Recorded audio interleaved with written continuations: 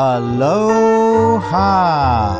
You are listening to Inside the Desert Oasis Room, episode number 202. This episode is sponsored by the Tiki Bar T-Shirt Club, where their monthly t-shirt designs pay tribute to a Polynesian bar or restaurant from days long past. Each design is available for a limited time and will never be produced again. For the collectors out there, be sure to check out their subscription program, where they offer a discounted 3, 6, or 12-month plan, or you can always buy shirts one at a time. For more information and to check out this month's shirt, visit tikibartshirtclub.com. If you have a product, service, or event that you'd like to bring attention to, we can help. This podcast reaches thousands of listeners in over 100 countries every week. Imagine hearing your ad in this spot, just like you're hearing this one right now. Sponsor an episode and get the exposure you deserve. For more information, go to desertoasisroom.com and click on Services. Today we are joined by Ed Hamilton. Ed is an author, importer, and world-renowned authority on the spirit of rum. He's also the founder of the Ministry of Rum and the Hamilton brand of fine rums made in distilleries all over the Caribbean. Learn about how he went from being a mechanical engineer, making actuators for airplanes, to becoming one of the world's foremost experts on island spirits, his collaboration with Jeff Berry, the Florida Rum Society, and more. This episode starts with Ed's symposium from this month's Orange County USBG Tiki Night at Tiki Farm. And from there we transition to a personal one-on-one, where Ed gives us a deep dive on rum, his thoughts on the future of rum, and what's in store for his Hamilton brand of products for 2022. As always, I hope you enjoyed this episode as much as we did bringing it to you. If you enjoy this podcast, please stop by desertoasisroom.com and click on the tip jar. Every tip or donation, no matter the size, is very much appreciated and helps keep this podcast coming to you every week. And if you'd like to follow our adventures, check out our YouTube channel at youtube.com/PolynesianPop, where we chronicle events, bars, travel spots, cocktail tutorials, and more. Alrighty, let's get into this. Make yourself a tea punch and join us inside the Desert Oasis Room as we learn all about rum with our friend Ed Hamilton.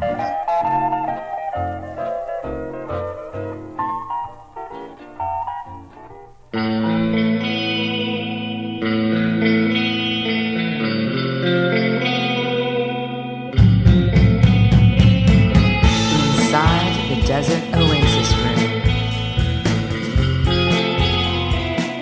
Get your attention, please.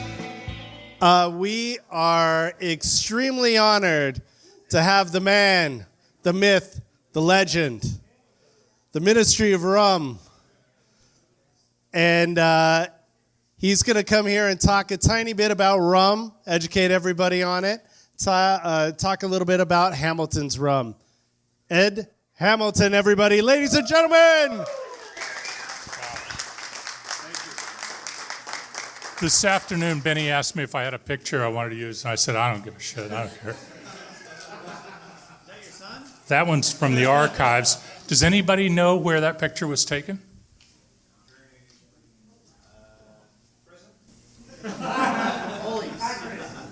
No, they don't give you rum in prison.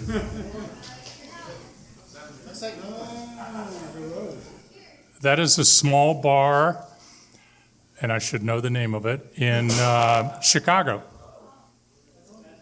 And hopefully by the end of the night I'll remember where it was. That was Paul McGee's bar before he opened 3 Dots and a Dash. And they asked me to do something, and I showed up there one afternoon, and I was growing my hair out for Locks of Love, and I thought, what can I do? I got a job that I can do whatever the hell I want to do. I can show up almost naked if I want to, but I don't have to cut my hair. I can grow a beard. I can do whatever I want. Why don't I grow my hair out and donate it? And so I did, and really happy about that. So I'm Ed Hamilton. How many of you love what you're doing? And how many of you hate what you're doing? And how many of you don't really know what you're doing? So I got really lucky in 1978. I know some of you weren't born in 1978, but in 1978 I had graduated from college and I was selling magnetic actuators that went on bombs and things like cruise missiles. Back then we didn't call them weapons of mass destruction. We had names like Tomahawk and cruise missiles and stuff. And it was basically a way to kill people at great distances anonymously. You didn't have to look at them, you just sent them a bomb for 3,000 miles away. And I was on a plane and my boss says, "Ed, you don't seem happy." Me? Ed, not happy? What do you mean, Fred? Fred was my boss. He was about my size. And I was sitting in the middle seat of an airplane. And he says, "Ed, what do you want to be doing in 5 years? Write it down on a piece of paper right now." So I got up, climbed over him, kicked him a couple of times just because I could. Got my bag down, got a piece of paper, wrote "go sailing." I grew up in Florida, I've been sailing all my life. So I wrote "go sailing." He says, "Don't show me. Now write down 5 things you're going to do starting today to make that happen." I wrote, "I quit." Gave him the piece of paper and he goes, no.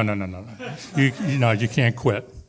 And every time he said, "You can't quit," I put my arm around him, gave him a headlock, kissed him on the top of the head, and yelled, "I love you, man." People didn't do shit like that on airplanes in 1978. Immediately, the hostess came over, airline hostess, and said, "Everything okay here?" And I said, "No, actually, we're short 2 more scotches." We were both on expense accounts, and I was the younger guy, so I put it on my account. And we drank to wherever we were going. And over the next 3 days, I quit my job. He wouldn't let me just fly home. He made me stick it out. But 5 years and 2 months after that, I was back in Florida, bought a 38-foot sailboat. I took a little detour through LA. I was living in Chicago at the time. Took a little detour through LA and ended up in Taiwan. And there's a lady here, Caroline, who, long story short, seduced me to come live with her in Orange County. But I met her years ago in Taiwan when I was building yachts with her late husband.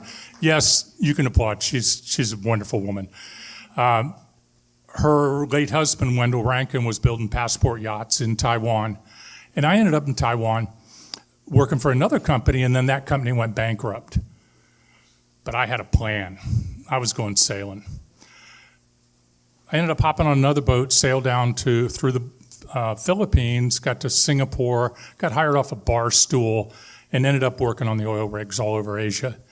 Ran some boats that I had absolutely no business running, but they didn't have any other engineers that could speak English that could do the job, so I did it.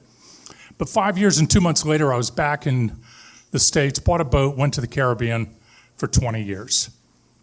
And you might wonder, how do you support yourself sailing in the Caribbean for 20 years? It's easy. I smuggled everything but drugs. And when I say everything, it was everything except, well, I didn't smuggle Chinese people. There was a market for that. I didn't smuggle humans or drugs. But everything else there was to smuggle, I smuggled. And then in 2005, a guy in Chicago, or 2003, I was in Chicago, and a guy was drinking some rum I had, and he says, "I've got to have this on my boat." He had a 90-foot yacht, and he says, "I've got to have this. I'm going to give you, come have lunch with me on Tuesday. I'm going to give you the money to start an import company, and we'll be friends." Sure. What could go wrong with that? Well, I ended up starting an import company and started with Rum Agricole. How many of you have not heard of Rum Agricole? A few. In 2023, nobody had heard of rum agricole. And on the West Coast, nobody even knew where Martinique was. Because how many of you can name 5 islands of Hawaii? All right, everybody. How many of you know where Hawaii is? How many of you know where Martinique is? Yeah, we're on the West Coast, a couple of people. So anyway, I'm bringing in French rum, and it was a struggle. But bartenders came to me and said, hey, there's this tiki thing, and we don't have a black Jamaican rum with character. In 20 years in the islands, I'd met every distiller in the Eastern Caribbean, and I'd written some books and had a website called Ministry of Rum. So I went back to Jamaica and talked to people that were running distilleries, specifically Worthy Park. By that time, Joyce Spence, the master blender at Appleton, was a good friend of mine. We were on first-name basis and ran into each other, different conventions and things. But they were owned by a big company, and she says, Ed, I'd love to work with you and sell you rum, but they won't let me. So I went to Worthy Park, which was even better, because they made their own rum from their own molasses, from their own sugar, which was all on the property. When you stand in front of the distillery at Worthy Park, there's the sugar fields, there's the sugar mill, here's the distillery, and here's the rum. So the rum in your glass is a blend that I did a few years later after I listened to bartenders, and they said, yeah, okay. I ended up buying a black rum from them, ended up coloring it. Took a couple of years to get it right. And then I was importing some rum from St. Lucia in barrels. But when the barrels were empty, what do I do with it? Well, I filled it with Jamaican rum from Worthy Park. Just said, okay, guys, at the blending operation, the bottler's in upstate New York. I said, just fill those barrels up with the stuff from Jamaica. And about a year later, I said, I knew it was going to taste good at some point. But a year later, it was pretty good. Yeah, okay, blend in a little bit more of the light rum from Jamaica, put it back in the barrel, let it sit another 6 months. And basically, that's what you end up with there. But listening to bartenders, I'm not going to come out with an 80 proof gold rum from Jamaica with no coloring or anything, right? I'd be laughed out. So I did it at 90 proof. And then I had to come up with a name. Well, it's not black, it's not white, it's blonde. How about that, blonde? So this is 90 proof blonde rum, starts out in Worthy Park Estate as a blend of light, very light and heavy rums. It's the same base rum that goes into the Hamilton Jamaican Gold, Jamaican Black, but there's no coloring added to this and no sugar. So enjoy that. One of the things that I noticed in my first foray through the islands, because I knew I couldn't just smuggle everything that I could get my hands on forever without getting caught or going to jail or getting in trouble or something. But I got this idea of writing a book on rum in about 93. And I went down through the islands and I found 35 distilleries and 175 different rums in 1993. Now, at the time, I had connections in Chicago. I went back in 95, 96 to write a book. And the biggest liquor store in America at that time was Sam's in Chicago. There were 7 rums on the shelf. There was a Mount Gay, a Myers. There were a couple of Bacardi. There was a Lemon Heart fresh colored rum, the most honest label I've ever seen in my life. I wish I had a picture of them all, but I didn't have a camera. And I didn't have a phone. Nobody had a phone with a camera on it in 1997. I did make some mental notes of it. The other rum was Stubbs, white rum from Australia, which we don't see anymore. But none of those 175 rums had any sugar in them. I didn't run into a sugared rum until I got to Venezuela. And I found Santa Teresa 1796, and it was sweet. I loved it. And then I realized, that's why I like it. It's sweet. It's aged, it's sweet, sweetened with sugar from the estate. And then there was another one, Diplomatico, and it had all kinds of flavor, the Reserva Exclusiva. part of the reason I fell in love with it was I could buy the Reserva Exclusiva for 60 cents a bottle in Palomar, Venezuela, put it on my boat, take it to Puerto Rico, and sell it for $10 a bottle. So, guy's got to do what he's got to do, right, on a boat? It sure beats the hell out of getting a job. But it wasn't until later, and at the time I asked the distillers, I said, why are you sweetening this? And they said, well, we've got other rums that aren't sweetened, like the Diplomatico Reserva or the Añejo, and that was my favorite of the bunch. But people loved that fancy label in Puerto Rico. And there was another one that came in a little leather pouch. It imported by Diageo. Now, it was for a little while. It's gone now. Pampero. Now, that one wasn't sweetened either. They had others that were, but that one didn't have any sugar in it. And it was really good. I could buy that in the leather pouch. It was only a 70 centiliter bottle, not a 750, so 700. So, just a miniature less. But that was $1.50 with the pouch, 90 cents without the pouch. So I'd buy 15, 20 of them, or 30 or 40 with the pouch if I had some money. And then I'd buy a bunch more without the pouch for the rest of us to drink, friends to drink. And I'd get to Puerto Rico. Those were worth $20 a piece. And there was a little island off the coast of Puerto Rico where people would go for the weekends if they had boats. And when I would show up, they would come by and we'd do a little barter business. Your money for my rum, and everything worked out. But I didn't see really sweetened rums start to hit the U.S. market until 2007, 2006, 2007. And one of the rums I'm sure many of you remember was the El Dorado 3-year-old. Remember when that hit? That was the hottest thing in town. Everybody wanted it. And they had El Dorado 5-year-old. And then they got smart. We're going to appeal to a bigger market, and we're going to sweeten it. And then everybody's going to love it. Except the people that built the brand, right? Except the people that really liked it. So I'm not on a crusade against sugar. You want to put sugar in your rum, go for it. I don't care. When you make cocktails, how many of you use sugar in cocktails? The rest of you are liars. It's okay. It's okay. I've dealt with liars. I've dealt with a lot of liars in my life. I'm working really hard, and I'm getting better at it. I used to just look at people when they lied to me and say, bullshit. Now I'm training myself. I'm old. I'm working really hard at it. Now I try to say, really? Can you tell me a little more about this? I've never tasted a rum this sweet that didn't have any sugar in it. But I think we all are aware of the problems in the tequila industry a decade or so before, where it got so bad that the government said, hey, we're going to put gnomes on the bottles, and then we're going to say where it's from. And we're going to try to maintain the credibility of the tequila industry before it's completely trashed.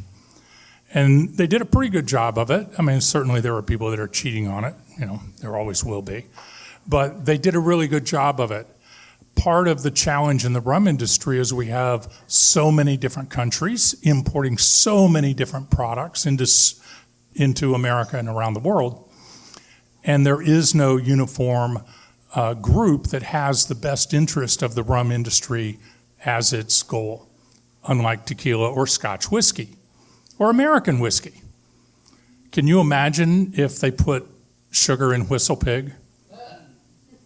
No, you can't even imagine it, right? The good old boys down in Kentucky and Tennessee would go over to Dave Perkins and say, Dave, we've liked you for a long time, but boy, you're screwing up. We'd like to like you a little longer, and we'd like you to live a little longer, but that just ain't right, boy. And that's the way it is. But in the rum industry, we're dealing with so many different things. So anyway, this is rum without sugar. I do add sugar to a couple of my rums, or at least one. My pimento dram, I add sugar. It's a liqueur. It says right on the label, liqueur. When it says liqueur, there's sugar in it. You can bet on it. But what I have found is listen to the bartenders. Everything I've done has been a result of bartenders coming to me. The black, the gold, I hadn't even thought of. And I did a black, I did a pre-production. I took it to a bartender in Seattle. He says, can I make a daiquiri?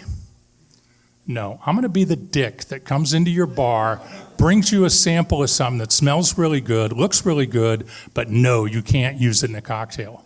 Of course you can try it in a cocktail. He puts it in a cocktail and he says, Ed, I love everything about this, but in our champagne coupe, when we make our daiquiri, it looks like somebody's shit in the glass. Can you make this in a gold rum? I said, sure. I'm Ed Hamilton. I can do anything you want, almost. But I made it black. I can use a different caramel and make it gold. So I made it a gold rum. The gold's never sold as well as the black. But the black is my best-selling rum of all my rums. It's amazing to me. The fact that it's only 93 proof might have something to do with that. A lot of the other ones are higher than that. But by listening to the bartenders, I did a gold. The gold still sells a lot of rum, more than I expected it to. But the Navy strength was a combination of things that bartenders said, we've got to have a Navy strength that our customers can drink. And then more recently, Beach Bum Berry asked me for a zombie blend. And I know it all sounds simple, but that took 2.5 years. 2.5 years. Can you imagine 2.5 years of tasting overproof rums and then getting on the phone and trying to talk coherently? And that's the easy part. And then the next day, you have to try to write down what you talked about the day before and then convey that to the people that are blending in upstate New York. So that's the story. Thank you all. First, thank Holden. Thank you, Holden.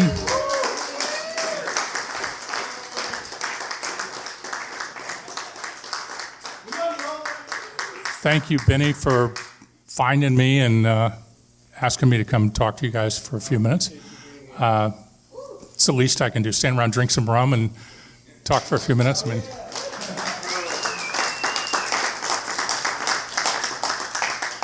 so I want to move right along so Whistlepig can do their presentation, but I'll be around afterwards. If you have any questions, I'd be happy to answer them. Thank you very much. All right, Ed Hamilton, everyone.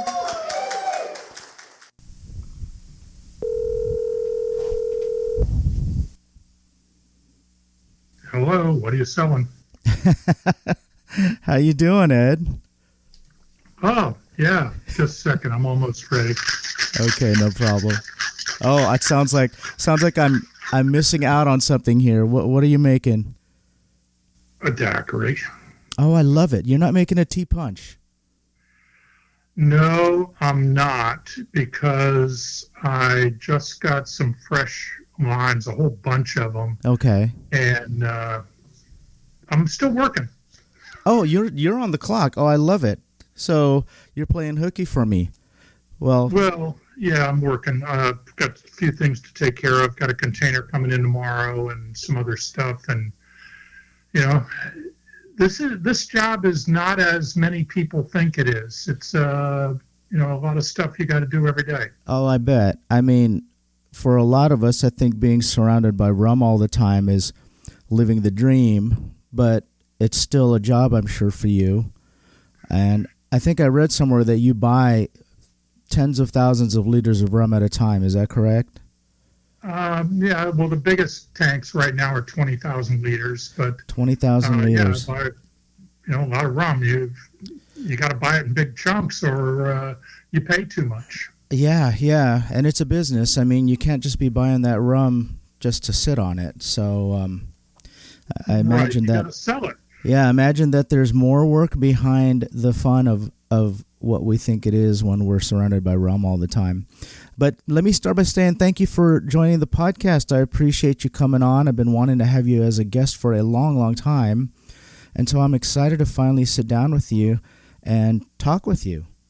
Well, you found me. Yeah, it was a lot of fun chatting with you when we were at Tiki Farm a few weeks back. And, there's so much about you online and so many questions that have been asked. And I'm going to ask you some of these things that you've been asked before, because I feel like for our listeners, my listener is not really so much rum-centric as they are more tiki-centric. And believe it or not, they are not one and the same. So I know that. So there are tiki people, and then there are rum people. Yeah. And they do not they overlap, but they are not the same demographic. They're not the same person. A lot of people that are rum drinkers don't appreciate how many, and I don't ask me to name them because I can't, I'm not a bartender, but how many tiki drinks don't have any rum in them. Yeah, that is surprising sometimes, even for me. And I've been a tiki guy for a long, long time. But for our listeners that are not familiar, I want to start with your background, because I think it's a really fascinating story that you were an engineer at one point in your life, and I believe you were making actuators for airplanes. Is that correct? Yeah, actuators for airplanes and military equipment, bombs, cruise missiles, stuff like that. Okay. Right after the Vietnam War. And my boss convinced me, fortunately, that I am not a good employee. But he didn't convince me, he told me. Okay. And he convinced me to maybe find some other line of work. And I quit on the spot, basically. Yeah, so yeah. Well, I was lucky. Well, I explore this thing about the butterfly effect, and I find this really fascinating, because if not for that particular moment in time, and we'll get a little bit into that, we wouldn't be where we are today because of what you do. From there, you went into sailing the Caribbean, which that is also another living the dream kind of situation for a lot of people. Yeah, I was lucky. Part of quitting my job was my boss asked me, what do you want to be doing in 5 years? Mm-hmm. Write it down on a piece of paper. And, we've all heard these things and read these things. What are your goals, your life goals? Write them down. So we were on an airplane, and I got out of my seat. I was in the middle seat, climbed up over the luggage rack and got my bag down, my sample bag, and opened it and got some paper out of it, sat back down and kicked my boss a couple of times as the opportunity availed itself. And I wrote down go sailing, and he says, okay, now write down 5 things you're going to do to make that happen starting today. And I wrote, I quit. But I kept that in mind, and I managed in 5 years and 2 months to have been around the world, worked on oil rigs and all kinds of things, ships, and built yachts in Taiwan, and got back to Florida, got down to the Keys, found a 38-foot sailboat that I could almost afford, and bought it, fixed it up, and went sailing for 20 years. And, I love it. It sounds like a dream, but in my working days as an engineer, I remember going into cubicles where there were, I want to say hundreds, more than 100 engineers. And I would see a fair percentage of them, it was 5 or 6, 7, 8%, maybe 10%. But these people had all kinds of interests, flying and sailing and things. And there was one particular poster that I always remembered seeing, I see it kind of in my dreams today, of the deck of a sailboat, and there's a mountain island, probably in the South Pacific or the Caribbean, and it was, beyond the horizon, and this sailboat is sailing towards the island. And I thought, my God, I don't want to wait till I'm too old to do this. Yeah, that's what I want to be doing. I want to be sailing and not sitting here in an office dreaming about it. How old were you when you did all that? I was 23 when I quit my job. Okay. So I was only a couple of years out of school. Yeah. I graduated early, but I didn't last in the corporate world very long. I was 50 when I started this business of importing rum. Oh, wow. Okay. Yeah, I'm old. So well, the thing is that at least at an early age, you already started figuring out what you wanted to do, because a lot of us trudge on. I'm in my 50s, and I trudged on for decades not being happy doing what I was doing. And, you know, sometimes people go their whole lives doing that, right? And it sounds like early on you were already kind of working towards that because of your boss. Yeah, I was. And I had always kind of kept it in mind to do something useful. And I think I understood in college that I probably wasn't going to get along with engineering. I loved engineering. I loved figuring things out and solving problems. But one of my professors, in fact, the head of the engineering department, called me into his office one day, and he said, you know, you've got to do something good with your engineering degree. And, you know, I hope that you don't go off and decide to go make sailboat sails. And I thought, my God, you have no idea what contributions are going to be made in the next 20 years on sailboat sails. Well, I was going to say, well, how is that not doing something good? I mean, you know. Yeah, they had a different idea of engineering than I suppose. But, you know, today we see the America's Cup boat. I don't know if you're familiar with some of those boats. Yeah. But that's the first thing I thought of. You can get boats up on hydrofoils. Sure. And a big part of the reason you can do that is the sails, the efficiency of the sails. But I thought, you know, you guys, there's a lot more to engineering than what you guys are doing or what you're thinking. Yeah. And then most of the professors were what I would call really cool guys. They were, this was in the 70s in Florida. And so they had one of the, and I don't know which one it was, one of the space capsules had had a fire and a few people died. And then they shut down the space program or curtailed it significantly. So most of my professors were ex-astronauts, the PhD guys that were really, really sharp guys. And so instead of the usual problems, we had things to look at, like you've got a space capsule that's rotating and there's two guys in there, and one side has got the sun and one side doesn't. And so the guy with the sun, when you don't have an atmosphere, he's going to get really hot. And the other guy's going to get really cold. So you've got to rotate this thing, but you can't spin it too fast or they'll both get sick. Right. But you've got to design fins so that it'll absorb heat and then give it up on the other side, so you get some kind of equilibrium of temperature inside and you can't rotate it too fast. And I thought, yeah, there's a practical problem, you know, we can work on. And so we spent, 4 months or something looking at thermodynamics and heat transfer of fins and all these things. Another one of my favorite engineering questions, and it became something that we dealt with for a whole semester, was you've fallen out of your spaceship and you survived and you ended up on an island and you got a bottle of rum and you put it in the sand. How fast is the alcohol going to evaporate? And as that alcohol evaporates, the level in the bottle goes down. So you're going to have some amount of alcohol coming up to the top.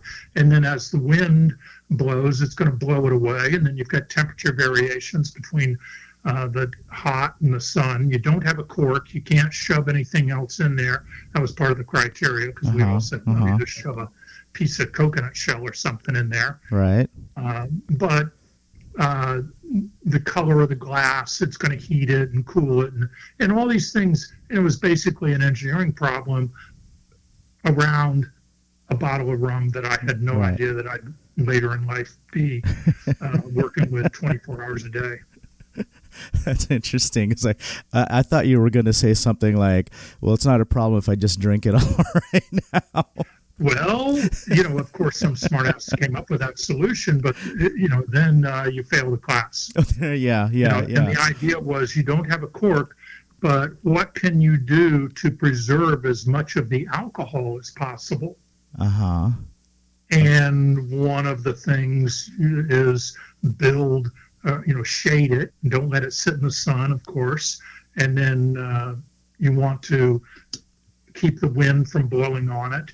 But then the problem always changes as you figure things out. Yeah. And then, okay, we want to get it down to a certain level at a certain ABV because it starts out too high of ABV. You can't drink it. Yeah. So when we get it down to a certain ABV, how much is going to be left in the bottle? Oh, interesting. Wow. So it sounds to me like these engineering questions that you were dealing with in your youth end up being something that you have to deal with in the real world in your adulthood, right? I can't imagine that this stuff is not something that you're applying today with what you're doing today. Well, it's not those kind of things, although not those specific challenges, but with ABV levels and with evaporation and loss and things like that. Right. So today I'm minimizing evaporation, but one of the things that happens, for example, I'm blending Demerara rum and Jamaican rum together, and it tastes very different than the individual parts. And then when you put it together, it changes different today than it will taste tomorrow. Yeah, yeah. And my 151, for example, it starts out at 100. I get it at 154 proof, and then I dilute it down to 86. Well, when I dilute it, it takes 5 days to dilute it. And then the question is, well, why? And how do you know how long? Well, you know how long because you do a bunch of different tests. Right. But the reason that it tastes differently is because the congeners in the different esters in the bottle of rum, and rum is just a soup of esters, different esters that we like to drink, but they give it the flavor and character and all that. But the water that we add is attracted to different esters depending on their molecular weight. And so the heavier esters are going to attract the water faster, but they're going to push the other esters out of solution and they're going to evaporate. And so if we just dump water in quickly, it's going to taste flat and dull. Right. Wow. Wow. And this is so scientific. We've all experienced this and we've seen it and we've done it. And it's one of the demonstrations I do all the time with bartenders. Right. But then if you can't explain it credibly and convince them that you know what you're talking about, you don't have any credibility. Yeah. You're just another guy with a bottle of rum. Yeah. Yeah. Hey, bud, you want to buy a bottle of rum? Yeah. But if I can tell you about it and explain it and tell you where it came from and why it is the way it is, I have a lot better chance of getting a better product from a distillery and then bottling it and all that. And to me, a big part of the success of the business that I've had so far is I spent years in the islands visiting all these distilleries and learning what makes a good rum and why not so good rums are the way they are. And you have to start with a good product. Right. So you've got to find a good source. And then even at that source, you've got to know what to buy. Even some of my favorite rums, I've been offered other things. And I go, no. So how do you evaluate? Like, what's your process when you're going through all that? Oh, the process. It is a process. Well, the first thing I do at a distillery is I taste a few things, and then I would take them back to my boat and taste them again. And it's amazing how many times once you've walked a couple of miles in the tropical heat and you finally get to a distillery and then you go through the process, the cane crushing if it's an agricole distillery, or you walk by the fermentation tanks and listen to them tell you what they're doing there. And then you finally get to the rick house, or they don't call them rick houses in the Caribbean, with the aging cellar or aging area barn typically. You go inside there, and it's cool. You're in the shade. There's some evaporation, so it's cool. And then they give you a little sample of rum. Well, I guarantee when you taste that, that is the best rum you've ever tasted. But you're prepped for it. You're ready. Your mouth is already watering by the time you walk in that building. Sure. And then it's cool, and it's like and it's calm and quiet. It's like a cathedral, and all these barrels absorb the sound. And so it's quiet. Right. And you're away from all the noise and, the machinery and the pumps and tractors and everything else that's going on outside. And you're transported into another dimension. And then you get that sip of rum. It's in the 120 to 140 proof range. Okay. You take a sip of that, and then you take a sip of water, and then you take another sip, and it's great.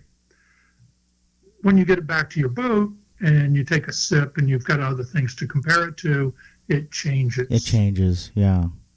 Yeah. And then you have to look at it more, you look at it differently. Maybe you're making cocktails with it or whatever you're doing. But when I get a sample of rum and I'm looking to blend something or buy something, I get a sample, I pour a little bit in a glass. I'll smell the glass from the top to the bottom, and I pretty much know, I've got a good idea of what I'm looking at before I get it. But I look for the depth of character, the complexity of it. Does it have a different smell or aroma at the top of the glass than the bottom of the glass? And I tip the glass on its side, so I'm smelling from the top edge to the bottom edge. Obviously, I'm not smelling the bottom of the glass because you wouldn't get much from that. Right. But from the top edge down to the lower edge, and see how much does that change, or is it uniform? Now, if it's a white rum that is designed to be fairly neutral, you won't get much diversity there. Sure. But you get something like Port Morant. I've got a bottle here on my desk, 13-year-old Port Morant pot still rum. It's pretty complex, and you're going to get a big difference. But just because it's a Port Morant 13-year-old rum doesn't mean it's good. So then I taste it, and I put it at arm's length.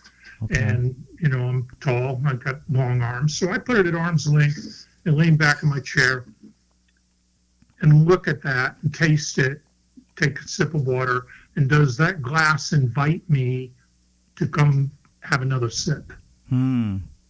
Or does it say, Ed, that's enough? Yeah. Interesting, because I'm thinking to myself all of the times that's happened to me, and it's very clear in my head which ones I enjoyed and thought, oh, I want more of that. I've never done that smell test, though, from the top of the glass to the bottom of the glass. I'm going to have to give that a shot. But you did say something about aged rums when you say, just because it's aged doesn't mean that it's good. Tell me more about that, because I tend to agree with that. I think sometimes you can overage a rum. What are your thoughts on that? Well, yeah, you can overage it, and then you just get a mouthful of woody. Yeah. Stuff like chewing on old charcoal. Yeah. That's one thing that I don't like. And I find that typically, it varies on how it's aged and all that. A good example is the Nissan 15 and 18-year-old rums. Now, I love both of them, but Gregory and I prefer the 15 to the 18. Now, his mother goes with the 18. We can't argue with her. You do not argue with the woman whose father started the distillery, of course not, 85 years ago. You can't. That's just, protocol. Right. But if we have a choice of which one do you want, I'll take the 15-year-old. It has more character and less wood. And it has more, when I say more character, you can discern more different flavors in it. Now, do I drink the 18-year-old? Hell yes. Sure, yeah. But I find that I drink more of the 15-year-old than I do the 18-year-old. But there's an example of a rum that I import that I love. But just because it's old doesn't make it great. You'll find most rums peak in the 5 to 10-year-old range, 12-year-old range, something like that. See, that was my thought, because I found that I like some rums that are, in my opinion, like I'll just use the Bacardi 8 for an example. I think I like the 8 better than the 12. Yeah, I haven't had the 12. I can't keep up with everything Bacardi does. But the 8, I've said for years, and back when it was made in Bahamas, it was one of my go-to rums. And if I ever saw it for under $20, I bought it. Yeah. It was good. Yeah. It doesn't have to be real old to be good. Sure. On the other hand, my first drink of the day typically is a tea punch, and that's not aged at all. Well, what are you using in your tea punch? Well, I usually drink Nissan Blanc, but I also drink La Favorite Blanc. Those are my two go-tos, but I'm spoiled. I've got those two around. Sure. I also drink the Nissan, the 105, 52.5 proof. That's one of my favorites. I can't seem to keep that around. I run out of it all the time. Okay. So, I kind of revert back to the 100 proof. But if you're going to have a tea punch, it's got to be 100 proof. Okay. I'm going to make one after this using 100 proof. We're going to try that one out here inside the Desert Oasis room. I have some questions here that I've gotten from my listeners also, so I'm going to be sprinkling some of those in. Some of the questions, or actually some of the things that people want me to have you tell, are, and I got some of these from our friends at the Florida Rum Society, Jay Cocarulo. He says, hey, you got to have him tell us the story of how the Jamaican Black and how the Pot Still Gold came to be. Okay. So before I do that, if you're going to make a tea punch, do you have the Petit Con sugarcane syrup? No, I don't. Well, then you can't make a tea punch. Okay. All right. I brought back samples of that sugarcane syrup from Martinique, and it was called Dubois. And that's the syrup that everybody uses, or they use the raw sugar in Martinique that goes into that particular syrup. Oh. When I came back to the States, I assumed that I'd be able to find sugar. I couldn't. Okay. I went all over the country. I went to Steens, Monin, Tirani, all over the place, and I would show people samples of this syrup, but everybody said no. And I said, wow, that's a shame, because I'd order 1,000 cases from you if you can duplicate this sugar syrup. And everybody said they couldn't. So I went back to Martinique and started doing it on my own. And then Dubois was the name around they call it the plug, the capsule, the cap at the top of it. I just went under the radar for a while because that was trademarked for something else in the U.S. Until I could get my own name on there, Petit Con. Next time I see you, I hope to have some Petit Con sugarcane syrup. And it'll change your tea punch, and basically don't even bother making a tea punch until you can get good Until syrup. I have that sugarcane syrup. Okay. I'll take you up on that. Now I'm intrigued. It's a whole different experience. It also works really well in things like an old-fashioned because it dissolves instantly.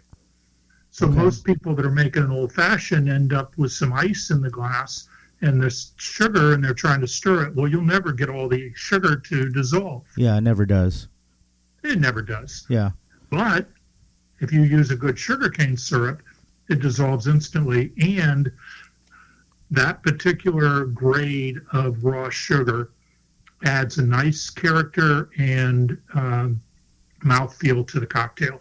Okay.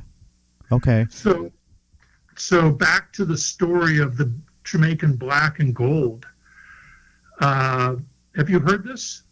I've heard this, but this is for the benefit of our listeners who haven't. So there's a couple of stories that people are asking for. It's is the story of the Jamaican Black and Gold, And then, of course, the collaboration with Jeff Berry. Everybody wants to hear that one. Jeff Berry being a tiki guy, a cocktail guy, rum guy. He crosses over into both genres here. And I, too, am kind of, I don't think I know the whole story about that one. Well, let me start with the black, because that was years ago. I struggled. And, sometimes you're struggling and you don't even know you're struggling. Mm-hmm. I struggled bringing in rum agricole to the U.S. in 2005. So at that time, there was literally a handful. Well, there was one guy in the whole U.S. that knew what rum agricole was, and he didn't know what it tasted like. He had read about it, he heard about it, and that was Thad Vogler up in San Francisco. So I was bringing in rum agricole, I got the sugar, and then Tiki started to come around, and Karuba changed their label and their formulation. Right, I remember that. And that was everybody's go-to black rum back in 2005, 6. Mm-hmm. Now, there wasn't a big demand for it. Tiki wasn't what it is today at all. Right. But bartenders started asking me, people like Martin Kate and others, Ed, we need a Jamaican black rum with character. This stuff's just black. And I said, okay, let me see what I can do. So I went down to Jamaica to the Worthy Park Estate, and I had not been there at that point. It was my first visit. Gordon Clark met me. Said, Ed, where you been? We've been waiting for you. We got all, we know you did the Ministry of Rum. You've got a website, and you're sailing all over the place. And I said, man, Jamaica is downwind of all the other islands, and it's not a great place to bring a private sailboat. Okay. There aren't a lot of good anchorages. Okay. And it's a long way from Jamaica to anywhere else. So he says, okay, we forgive you. You're here. And so I was looking at what rums they had available, what I could do. And I finally decided that if I got one of their rums, got a blend of some of their rums actually, and it's 2 or 3 different, actually it's 3 different rums that they make, 3 different marks, but they blend them, and then I would bring them, I would bottle it at 93 proof and color it black. Well, I couldn't color it black in Jamaica unless it was aged. Okay. And that was going to be more expensive, and then it was going to be a big pain. And I'd have to carbon filter it. Didn't really want to do that. He wanted me to send labels down there, and I said, I can't send you labels. The labels, I've been around enough manufacturing to know, but enough distilleries seeing piles of old labels. I said, if I send you labels down here, they're not going to fit your machine. And the next time I come down here, these lovely ladies over here that are putting labels on bottles are going to look over at me and go, here's that friggin' white boy with the goddamn labels. Right. And the lovely ladies smiled at me with all their gold teeth, and Gordon smiled and he says, yeah, Ed, you're right. Let me show you some of the labels. And he opened up a door to a room. This was not a closet. This was a room full of boxes and labels from people that had printed them and sent them to him to do private rum label things that didn't ever work. Okay. And I said, okay, so the only way I see to do this is ship the bulk rum to me somewhere in the U.S., and then I'll color it and I'll label it there. So it took me about 3 years to get all this together. I got lucky on the caramel. I was living in Chicago at the time. A company called Sethnus has an office in Chicago or outside Chicago. I contacted them through their internet website, and the guy who's now running the company, he was his uncle was running it, but he was at that time he was their top sales guy. He and I got talking on the phone after 2 or 3 emails. He called me, and it turned out that he lived just a few blocks from where I did, and he liked rum. And I said, great, bring some samples on your way home and come stop by my apartment and let's talk about some rum. So we did, and I learned a little bit about the caramel coloring process. And I was all set on a black rum, and I didn't want anything that had GMO or high sucrose corn syrup in it or anything like that. And that's what most of their caramel contains.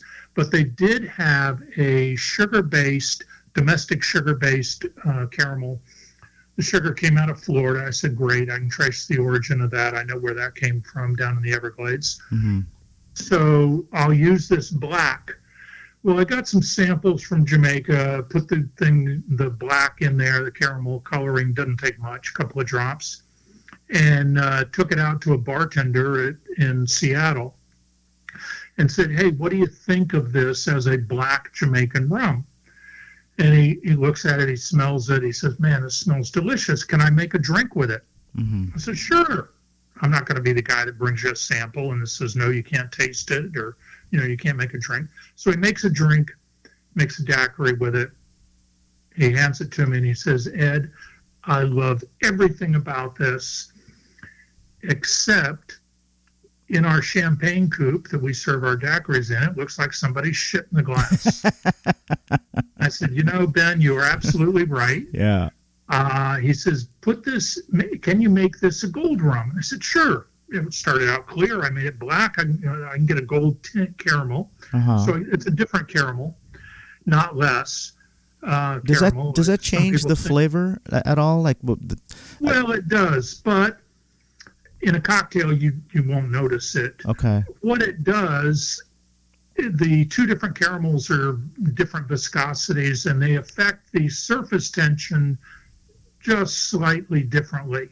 Okay. So you will smell a slight difference between the gold tint and the black tint caramel in the rum.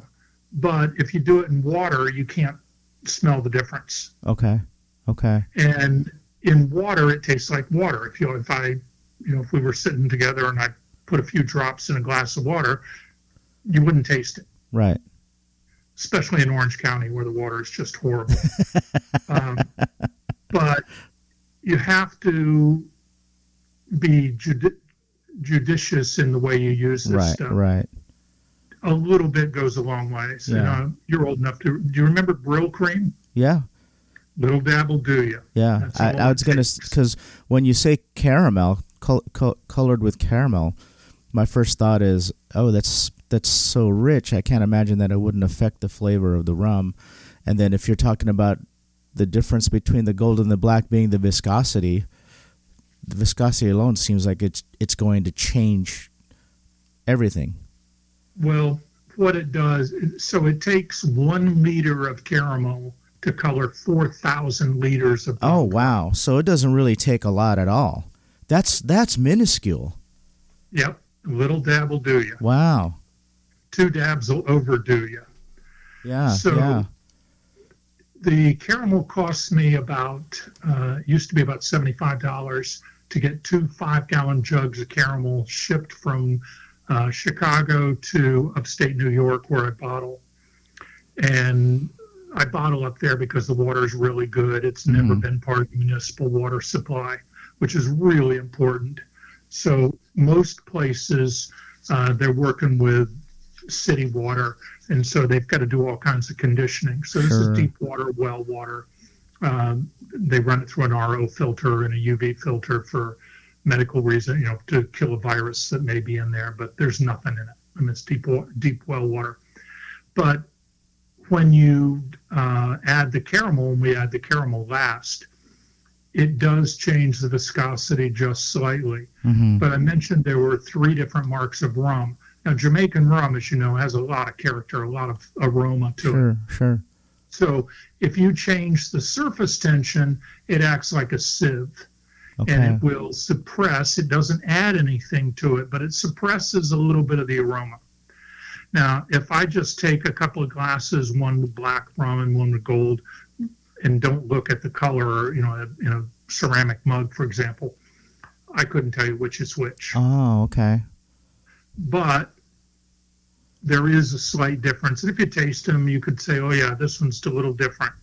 But it's really hard to pick out which is the black and which is the gold. Yeah. So I drink black rum, the Jamaican black, because that's what I've got right now in my kitchen, with coconut water. Oh, that sounds all the delicious. Yeah. And I love it. And then I'll change to Jamaican Gold and put it in the coconut water. It changes the color a little bit, but it really doesn't change the flavor of the drink. Okay. So there was an example that I started out looking to do a black Jamaican rum. I listened to bartenders, Right. and they said, we need a gold rum. Now, the gold has never sold as well as the black, Mhm. but I ended up with two products and two options, two opportunities to strike out when I tried to sell this stuff. Mm-hmm. And I just got an order from New Orleans, and it's amazing. They are one of the places that uses more gold than black. Just a second. Does it come down to the vessel they're serving the cocktails in? Maybe. So they ordered twice as much gold as they did black. If they're serving New it, Orleans. they're serving the So drinks if in. you're serving it in a ceramic tiki mug, Right. and the recipe says black Jamaican, you're going to use black Jamaican. Sure. But if you're going to use it in a daiquiri and serve it in a clear champagne coupe or some other glass, I think the gold looks a lot better. Right. Now, I know that a lot of that gold rum is going to latitude 29, Okay. and Jeff is drinking it straight with a little ice. Yeah. He likes it. Yeah. Wow. But, there are a number of bars that are not tiki bars that use the gold. And, the sales are, I think it's 60-40, something like that. Okay. And the gold's doing well. I mean, it'll never be canceled. But the black does sell better. And when I get a new distributor, or I know when a new tiki bar opens, because they'll order more of the black. Right. I've got some of the black in my bar, so interesting. So it was just a matter of color. It's only a matter of color. But listening to the bartenders tell me, and then having the opportunity to make a different color, I was really lucky because I was ready to start bottling this stuff as black. And I wasn't going to bottle all of it because I couldn't afford to. But I immediately said, okay, I got to do some black and gold. And I hadn't ordered the caramel. So I ordered black and gold caramel and shipped them together, and that saved me a few dollars. Okay. Very cool. So how did this collaboration with Jeff come about? Well, Jeff is one of the people that years ago pushed me to do the pimento dram. Okay. He said, I've got to have a better pimento dram in my bar. You got to do something. And it's funny how people always came to me when nobody else would do something. Ed, you got to do this. Right. Really? Like the Navy Strength was another one that he said, you got to do this. And I said, well, just take some of the Jamaican black or gold and take 1 ounce of that and half an ounce of the 151, put them together. That'll yield 1.5 ounces of Navy Strength, 114 proof. There you go. Uh-huh. So he tried it. He says, yeah, that's great, Ed. Go bottle it. I don't want to bottle it. That's a pain in the butt. More labels, more, things. Well, and you finally, a bartender in D.C. at Archipelago said, Ed, we can't trust our bar backs, and they take turns being bar back. He says, we've got a recipe, okay, 2-to-1. We guarantee somebody's going to screw it up and do 2 parts 151 and 1 part Jamaican black. Right. And I said, you're right. Okay, Yeah. I'll go bottle it. So I bottled it. They're going to you because you're filling in all of those voids. Right. And you're very well at doing that. Well, so when you first taste the half ounce and 1 ounce, and you probably got the 151 in your bar too. I do. Yeah. So if you take I have half the zombie an ounce of the yeah. 151 and 1 ounce of the Jamaican and put them together, it's not bad. Okay. But when I blend the two at 5 and 20 and dilute it over 5 days, it also gave me the opportunity to change the ratio. So that's about 65% Demerara at 154 proof, 35% Jamaican at 160 proof. Okay. So I blend the high proof in with the lower proof, then we dilute those down over 5 days, and then we bottle it. The proportions are slightly different than if you do the half ounce and 1 ounce. Right. But I had the flexibility. I already had the 2 bulk rums, so I had the flexibility. So Jeff and I had collaborated on that, and he was one of the tasters for the pimento dram. That one took 2.5 years to get it right. How hard can it be? It's only 3 ingredients. It's like making a martini, right? It's easy. Yeah. Well, to get the 3 ingredients right took time. Okay.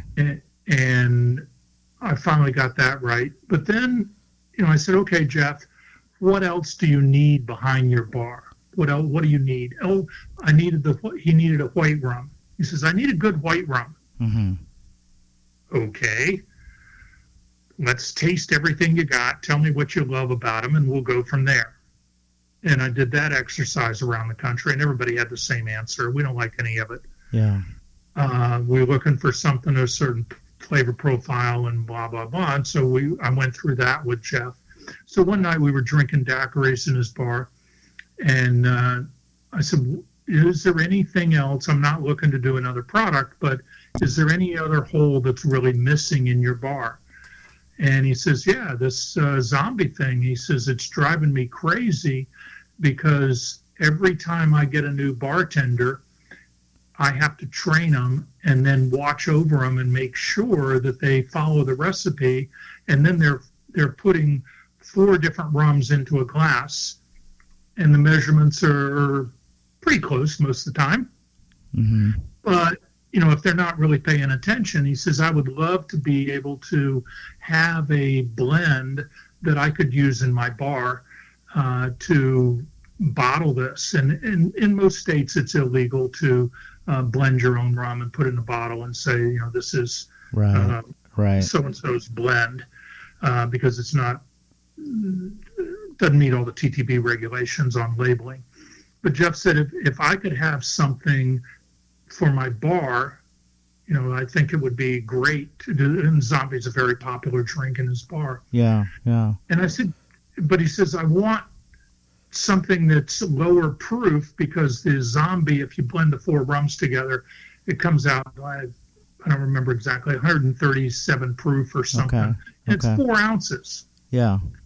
And he says, I'd really like to get something down to like 2 ounces, and it can be a higher proof, than the typical 90 proof or whatever people are using these days, 85 or 80 proof. So we ended up at 118 proof. But what he wanted was to capture the flavor of the zombie without all the filler. Gotcha. And get it down to something that, if you're a big guy like you or me, you could actually drink 2 of these. Mm-hmm. Otherwise, you hand somebody a zombie, you better hand them the check because they're done. Right. Yeah, I'm curious about also when you do this, like when you went through this process with Jeff, was he in the lab with you tasting? No. Okay. No. So what we did was, it's a process. I put some numbers together and I told the blender in 5 and 20 where everything's blended. I said, okay, start with this and make up some samples, and we did different proofs and different proportions of Jamaican rum, Guyanese rum, the Demerara rum, and some rum from Trinidad, and then I've got some other rums some white rum from Guyana that we use. It's a bulk rum, and then I've got some stuff from the DR. So we looked at the different rums, blended them, tasted them, and then Joe would send samples to me and Jeff. Mm-hmm. And then once Jeff and I both got our samples and had time, because we couldn't do this, every day. Sure.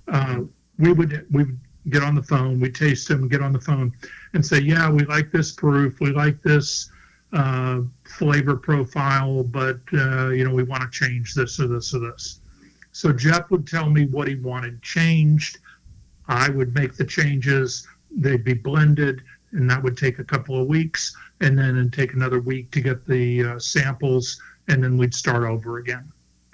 And Jeff would make zombies. We'd taste it straight, and then Jeff would make zombies, and then we'd try to talk the next day or two, and he'd let me know how it worked in the zombie, Okay. in the drink, in the cocktail itself. It was an involved process. It took a couple of years. I was going to but say, I think it was worth it. Yeah. It's excellent. It's excellent. And the thing is, it works in more than just the zombie, The problem that I have is I was having trouble finding it. The only way I was able to get one in my bar is a friend gave it to me for my birthday. And I can't remember where he found it, but he found, I think he bought like 4 bottles, and one of them ended up in my bar, so I'm really happy about that.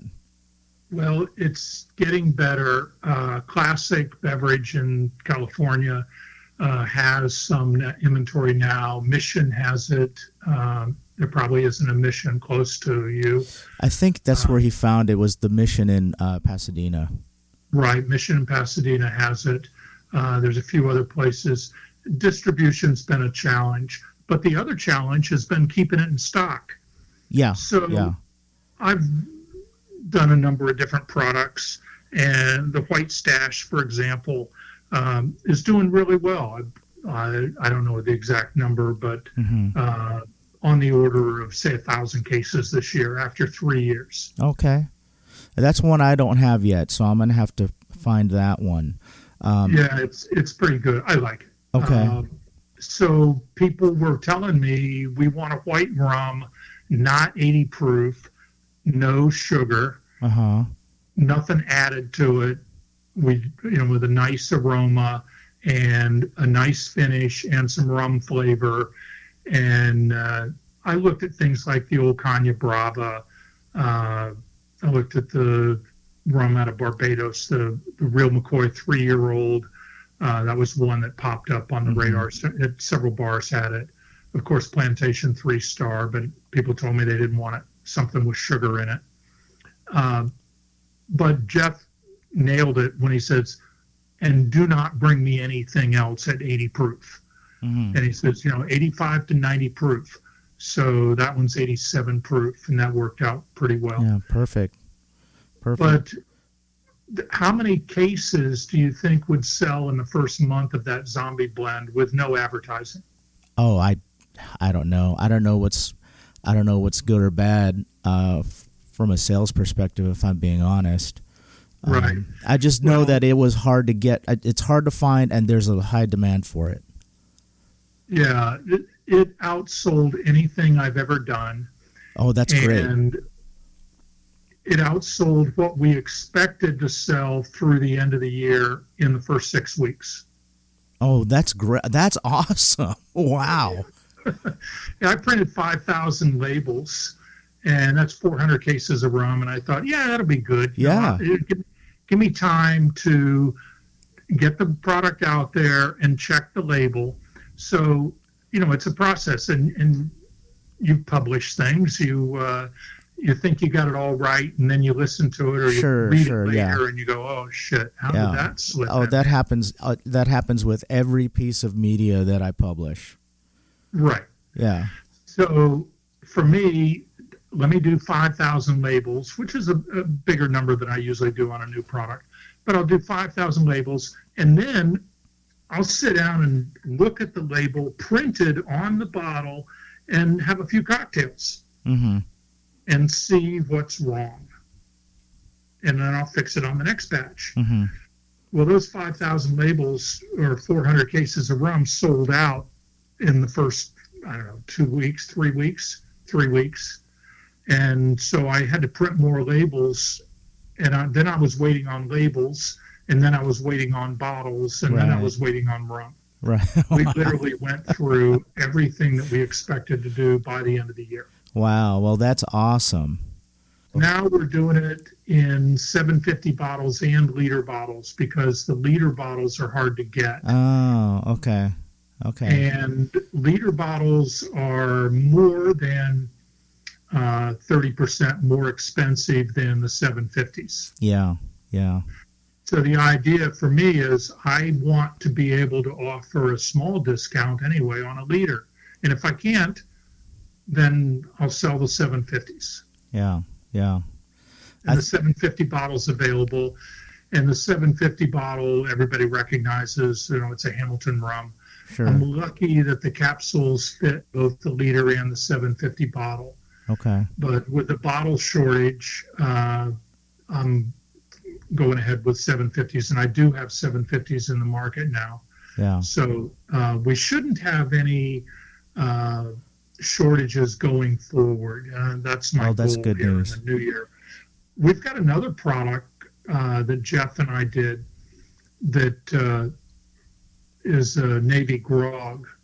And we debated on which to do first, the zombie or the Navy grog. And if I said, no, the zombie is more complicated, if we can get that right, the Navy grog will be a piece of cake. And so we did the zombie first.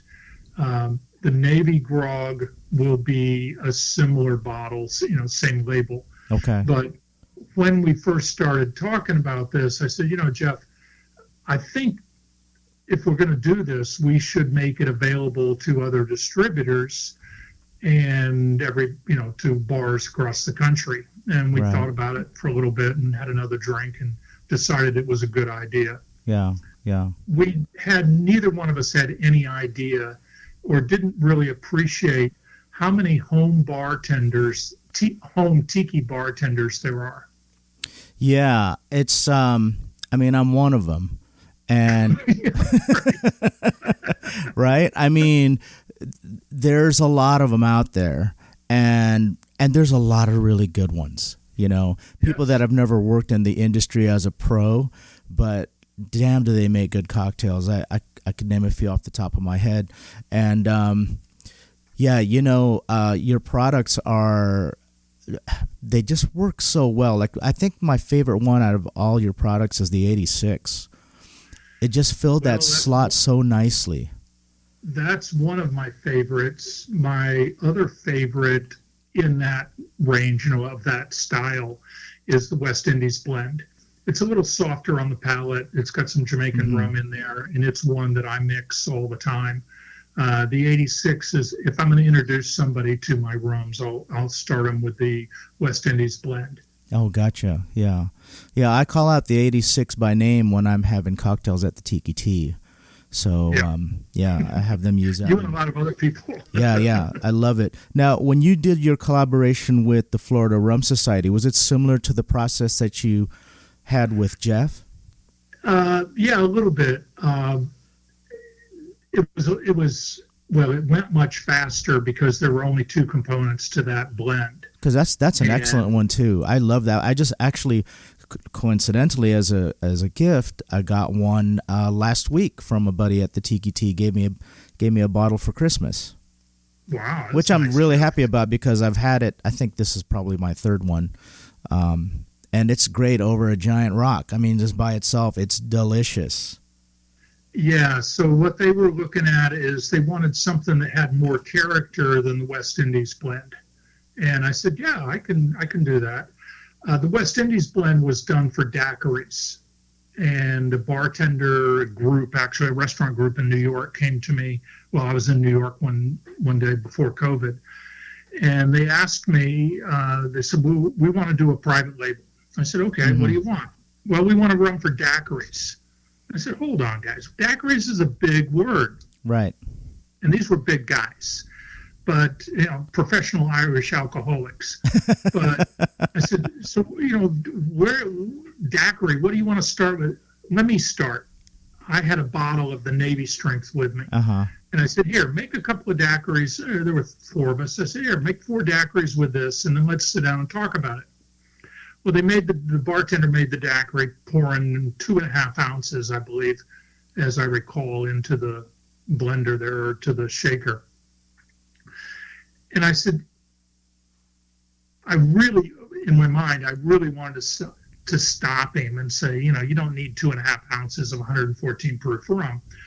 But I'm not the guy that's going to tell a bartender what to do. Sure. So, yeah. You try it and we'll go from there. Well, they got their glasses and they said, Ed, this is perfect.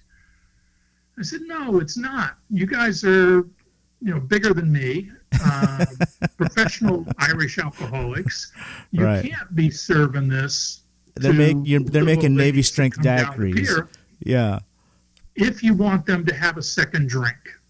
Right. And they said, you're right. Yeah, we need to tone it down a little bit. Sure. So I got them down to 84 proof, and that became the New York blend. Gotcha. And then people didn't want New York blend in places like Massachusetts or Texas. So I did the West Indies blend, and that appeased everybody.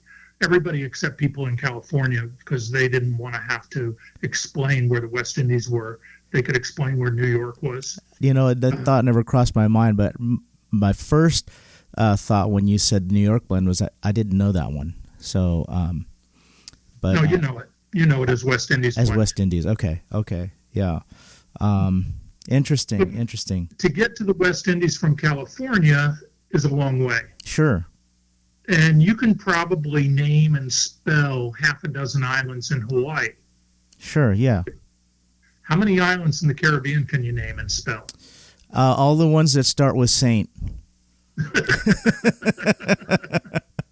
Because they're all American names. There's St. John, St. Martin, St. Thomas, right?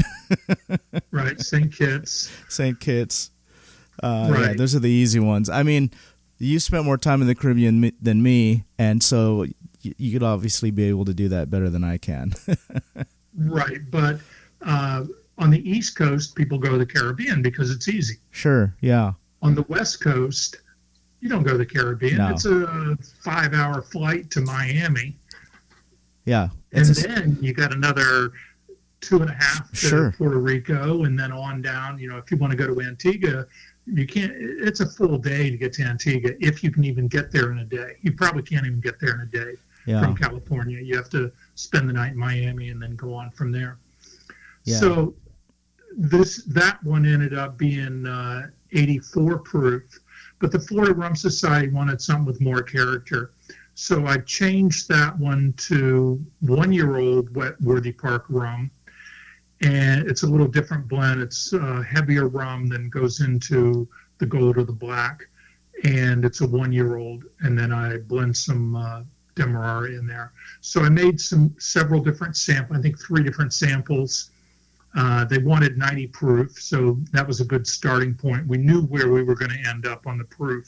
Okay. So something like the Zombie blend, we had no idea what final proof we were going to end up at. Mm-hmm. It could have been anything from 109 to 139. Mm-hmm. And we kind of capped it at 139. We said we're not going to go above that, right? You got to have some restraint. Yeah. And it worked out well. We got down to 118 proof. Okay. But I sent them samples in Florida. They sent some samples around, broke it up, and sent them around to some of the people that were going to make the decision. And we got on Zoom and talked about it. And they said, yeah, sample, I think it was B, that particular one. Okay. And from there, they agreed that they believed that they could sell, and there was a liquor store involved in Sarasota. They said, we believe we can sell a pallet, 56 cases. Uh-huh. So 56 cases is 600 and some labels, actually 672 labels. In order to print labels, I need to do about 2,000 minimum. Mm-hmm. And I'm sure you've noticed all my labels are the same shape. Well, sure. The reason I do that is because I can combine all of the different labels for a print run. So even though I only do, say, 2,000 of that particular label, I can combine it with Jamaican Black, the Gold, the 86, the 151, and I can come up with a number that's reasonable to print to keep the cost down. Right. Because in printing, you'd pay an arm and a leg to print 672 labels. Yeah, and of course, because it's such a small run. But also the uniformity of your labels it creates that brand recognition, right? So also from a marketing perspective, for someone like me who's a little bit of a completist, I'm not really like a completist per se, but when I look at your brands or your products on the shelf, it's easy for me to say, oh, I don't have that one, and I got to get it because I want it to be with all the others. Right. Yeah. No, it's the label's been a whole progression. My first labels on the original Jamaican Black and Gold, a friend of mine in New York told me they looked almost counterfeit. Oh, really? And I took that as a compliment. They sucked. They sucked.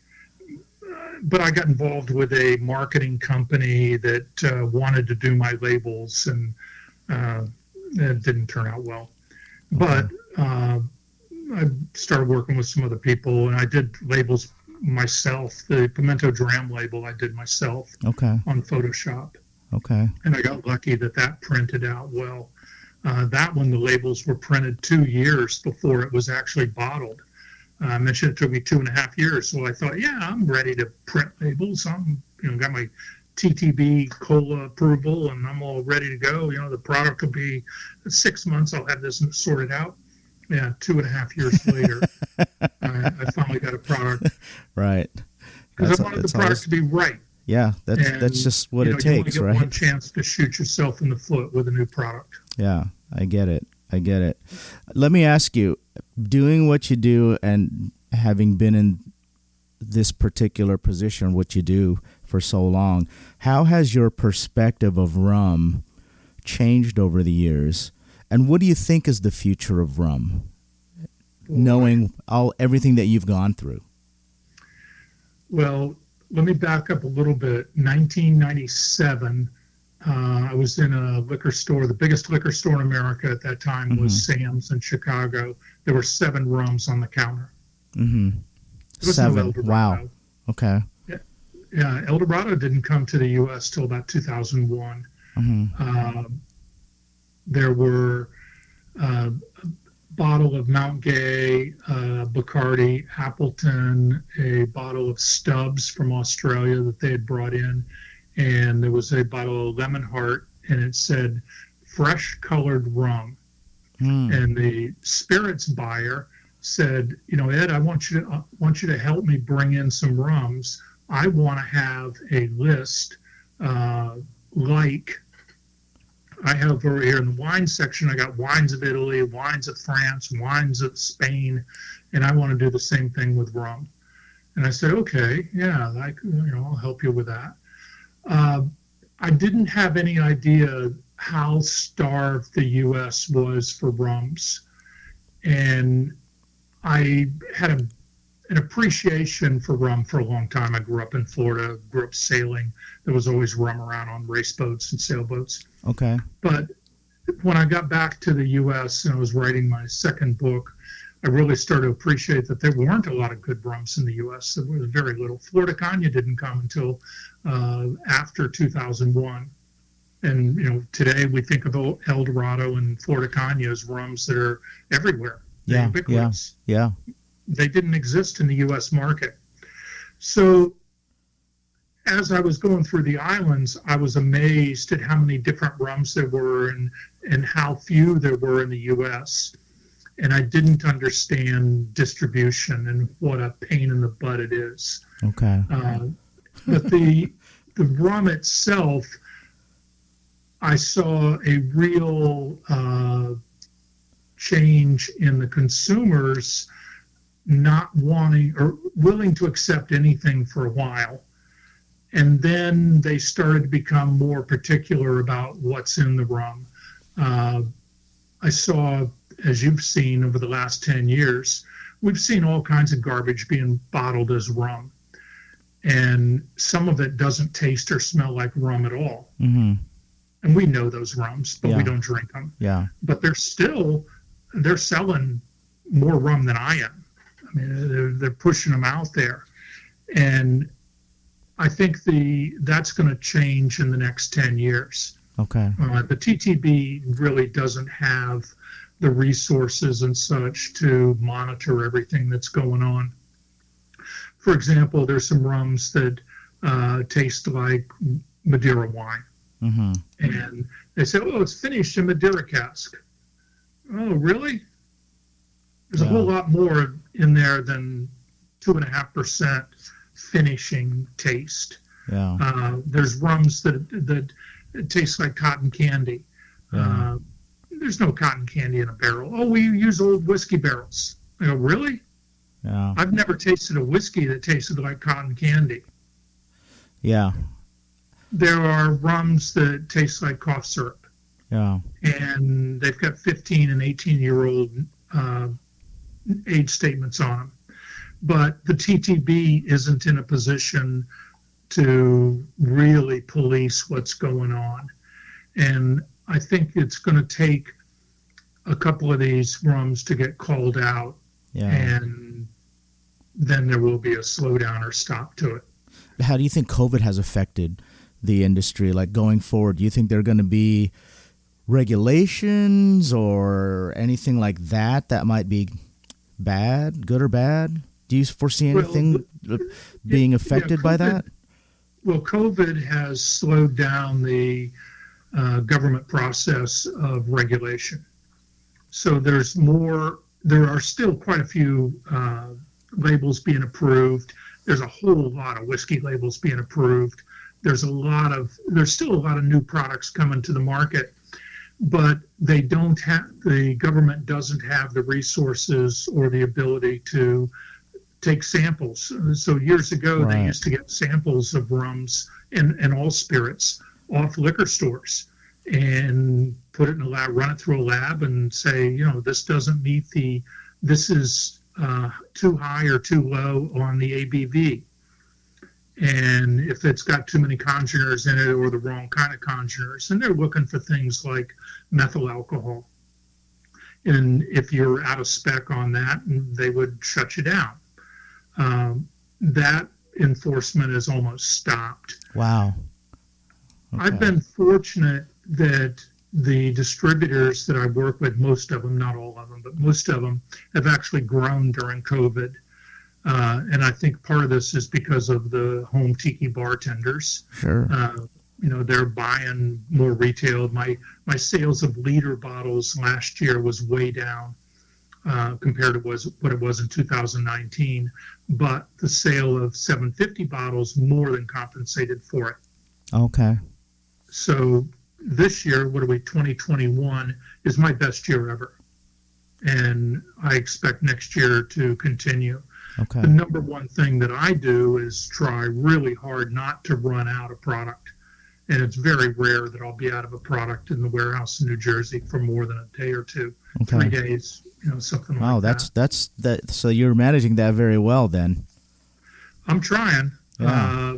If you run out of a product, the bartender or the store is going to put something else in its place. Sure. And then you're going to have a hard time getting it back. Yeah, trying to get that spot back. Yeah. Yeah. And I found out today that I lost distribution in half of California. Oh, no. Yeah. Oh. Everything north of San Luis Obispo. Oh, my God. I'm so sorry to hear that. Oh, God.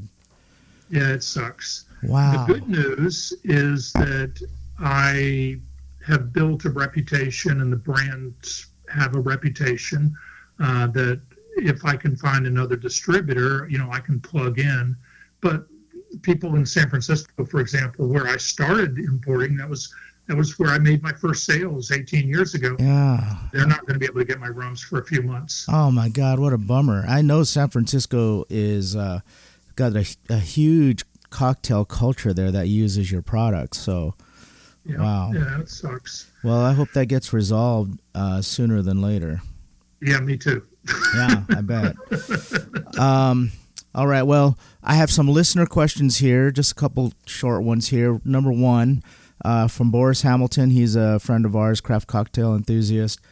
he just wanted to make a statement here. It's not really a question. Where his statement is that you've single-handedly changed the landscape of rum and the craft cocktail industry as a whole. And because of what you do, there's more rum carried in grocery stores and liquor stores than ever before. And he just wanted to say thank you for that. And it's that when we go into the grocery stores, we're not just seeing Bacardi, Captain Morgan, and Malibu. So that he's making a statement there. I can't take credit for everything that's going on, and I won't even try. But I hope that I've helped raise awareness of better rums. I think that, and I'm going to get to this. This is coming at the end here. But I think that you had a very huge role in changing the landscape of the way we enjoy our cocktails today.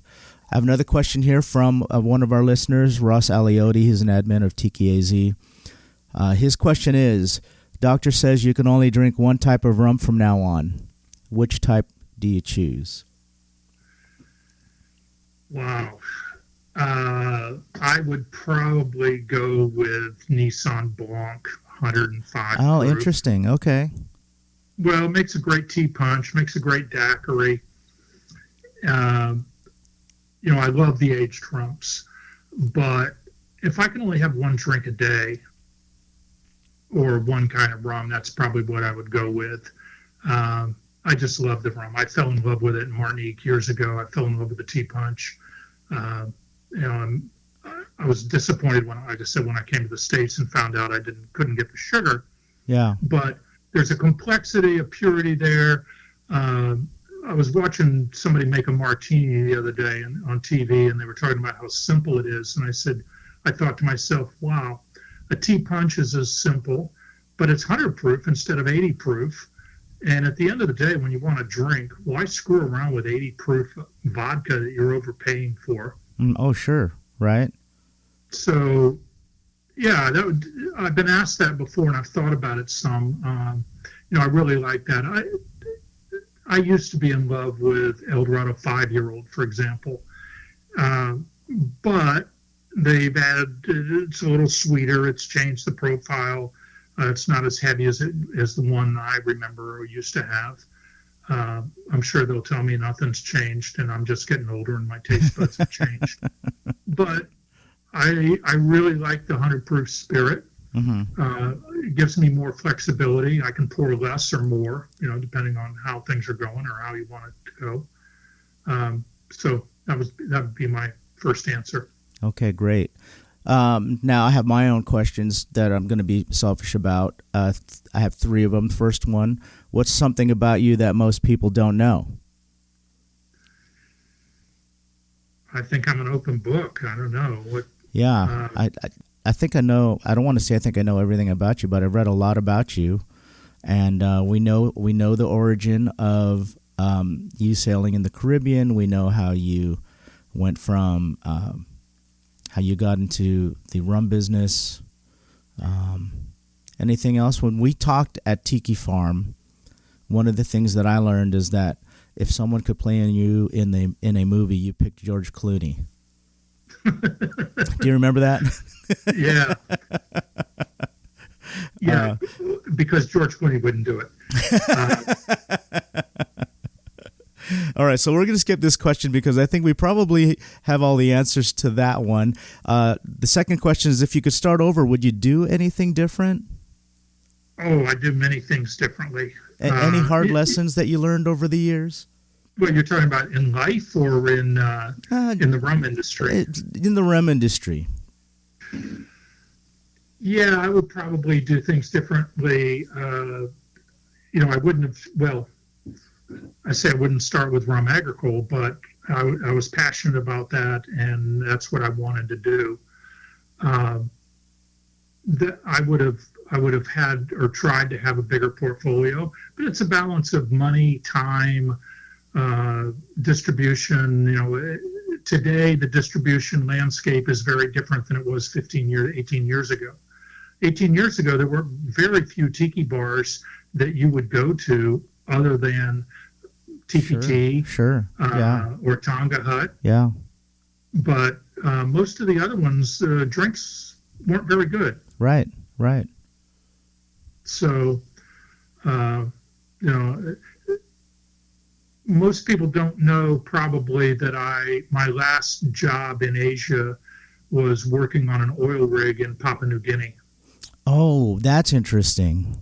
So there's something that we don't know about you. That's interesting. That was the last place I worked. Okay. Wow. Okay. So my last of the 3 questions. What is on your bucket list? Oh, boy. Enjoy life to the fullest every day. And I'm not rich. I don't have a lot of money. I got a lot of rum in inventory. I got a lot of bills. Yeah. Travel. I've traveled quite a bit all over the world on a shoestring. And so, there's a few places I'd like to go, but traveling is a pain in the butt, especially these days.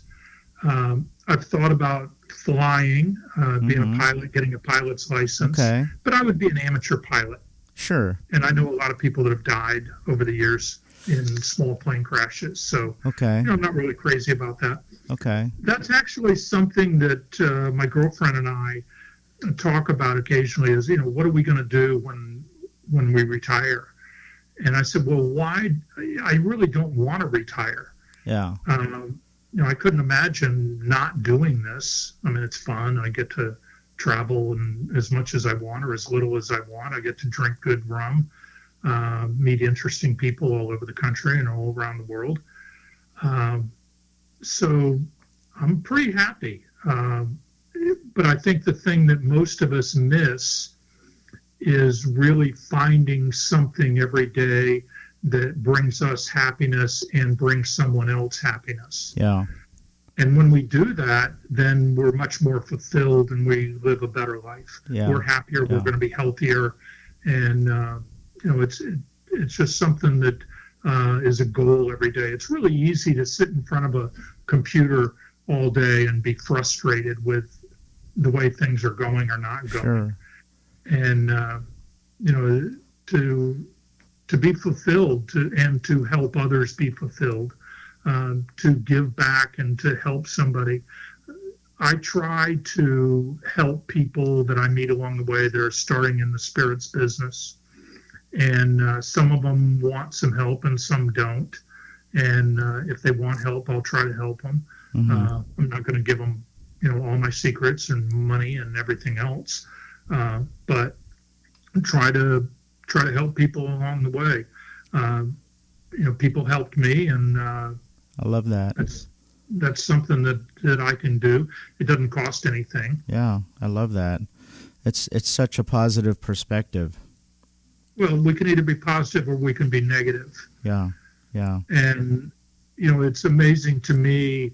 One of the things that I do every time I have a drink at the end of the day is I try to taste what I'm drinking and say, how can I improve this? How can I make this better? And I can either be frustrated that, it isn't exactly right, or I can be really happy that I'm in a position or in a place with a roof over my head that I can have a cold cocktail with ice. Yeah. How many millions of people around the world today don't have fresh water, don't have ice, right, or rum, or lime, or sugar. So, I've been charmed. Yeah, I love it.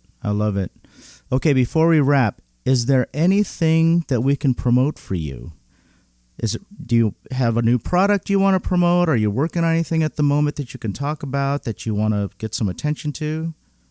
Well, yeah, I really hate to plug this, but I did. Please. I got another thing I got talked into because people kept demanding it. I've just bottled a single cask strength collection of rums, and I have 8 different marks. 4, I think, from Guyana, a couple from Jamaica, and 1 from Guyana or Barbados. So I guess 1 from Barbados, 5 from Guyana, and 2 from Jamaica. Wow.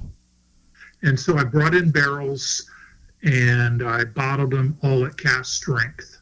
Oh, wow. And it's a little bit different label. You'll recognize the bottle and it's the same shape of the label. But I'm looking at one, for example, right on the front of the label, it says 53.5% alcohol. This is barrel number 69, it happens to be. It says when it's distilled, April 2008. Wow. Bottled September 2021 from the Diamond Distillery, the Port Morant still, the mark, and it's aged 13 years. Oh, wow. And, These sound exciting. Yeah, I'm pretty happy about them. My goal in these was to have things that were less than $100. I'm seeing a number of private label things come out that are $150, $175 a bottle, and they don't tell you anything about them. Yeah, yeah. And when I talk to they call me and want to get some information from me about how to promote it. And I go, well, tell me about it. What's in it? Where was it aged? How long was it aged? What still did it come out of? Well, where we are. Right. And I said, well, then, you don't really want to know. Some of it is in Florida. There's 6 barrels already went to Florida. Another barrel went to Texas. I'm meeting some people tomorrow about some. So I'm going to sell some off as barrels because people want barrels. Okay. But I really want to make it, and I'll let people, stores that want to do that, do it. Okay. But then I will break up the rest of the barrels and sell. It'll go by the case through distributors.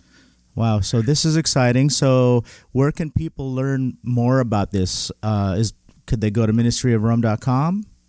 No, go to Caribbean-spirits.com. Okay. Actually, Ministry of Rum, I'm embarrassed. I haven't been able to keep that updated the way I'd want to. But there is a link up in the top left there, right under near the top left.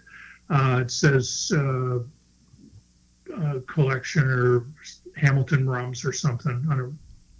I don't have my computer on. Okay. I'm done working for the day. We'll send people to the computer while we were talking. We'll send people to there. Caribbean-spirits.com. Caribbean-spirits.com. We'll send people there. And, right. One R, 2 B's. Okay. And then at the top left there, it says single cask strength collection. And then you can click on any of those marks and you can see pictures of the stills and details about the rums and pictures of the labels. Perfect. We'll put a link in the description for our listeners as well so that they have a place where they can just click on it directly. Right, right. So they're available. They will be available in California. A little bit's available in Texas. It'll be available in New York and Florida. There are people that are asking me, but right now is the worst time of the year for a new product to come out. Yeah. So, the distributors are busy with their holiday stuff. The retailers are busy with holiday stuff. And so I said, yeah, that's fine. I've never been one to say, I've got to have this by a certain date. Right. I'll get it out when it gets out, and then everything will follow from there. Right. Well, we only have a couple weeks before the year changes, and then we have a clean slate in front of us, and all those products can start getting out there. So that's just a couple weeks away. Before we know it, we'll be into 2022 and some new COVID variant. Right. Crossing our fingers we get back to normalcy sooner than later, though. Yeah. And if I could, I want to thank all your listeners for listening and wish you a Merry Christmas and a Happy New Year. Many of you will probably listen to this months from now. But we're, like you said, we're doing this the end of December. Yeah, well, I plan to put this out. I plan to put this out within the next week. So this will be out there before, hopefully before Christmas, so people can hear this during their Christmas break. Oh, great. Yeah. Well, thanks for the opportunity. I really appreciate your time. Thank you. I really want to thank you for taking the time to talk with us because this is a discussion I've wanted to have with you for a long, long time. And now I'm going to get to the point that I've been saying, that I've been teasing the whole episode, the butterfly effect. I'm a person that, you know, I'm fascinated by the butterfly effect. I look at someone like Don the Beachcomber, who opened his little cafe in a hotel in Hollywood in 1933. And, you know, this guy was, I think, when he passed away, 1989, I believe it was.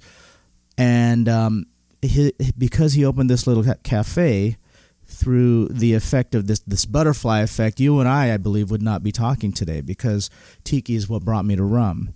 And I look back at the butterfly effect in your life to the point where your old boss asked you what you wanted to do, made you write it down, and made you make a plan to implement that within 5 years. And if he did not ask you that question, would we have all of these great rums and the way that you've affected the cocktail industry positively?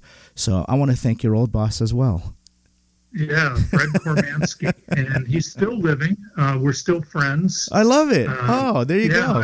I haven't seen him in a few years, but we have mutual friends, and he's still around. I thank him every opportunity that I can. It really changed my life, but there were a number of people in my life that, you know, helped me be a writer and survive and, you know, do other things and give me the confidence. I saw other people doing things that I just couldn't believe were possible. As one example, I met a couple of guys in Antigua years ago that read about Joshua Slocum being shipwrecked in Brazil, and he built a 20 or 30-foot boat on the beach, launched it, and sailed it with him and his family back to New York. Wow. So the two old English guys said, we're going to do that. They built a boat in England, sailed it to Brazil, and then they were on their way back to England. I met them in Antigua. One guy had one lung, the other one had one eye. Oh my God. They were in their 60s, late 60s, early 70s. And when you meet people like that, you say anything is possible if you've got the right attitude. There you go. Well, your boss not only changed your life, and in so doing, it changed all of our lives. And those of us that enjoy the products that you make and the cocktails that are made with them. Because, like you said, it wasn't that long ago where you walked into a liquor store and saw maybe 5 brands. Yeah. Wow. I'm so sure you've got more than that on your bar at home. Oh, I've probably got 70 bottles of rum here, something like that. But thank you so much, Ed, for taking the time to speak with us on the podcast, and have a great holiday and a happy new year. And I hope to see you again soon. Yeah, I can't wait to cross paths in a dark bar somewhere. I'd love that. I'll be the tall guy. Awesome. You'll be the guy. You'll be the guy that I'll be sidling up next to at the bar. Thanks again. Merry Christmas. Merry Christmas to you too. Cheers and aloha.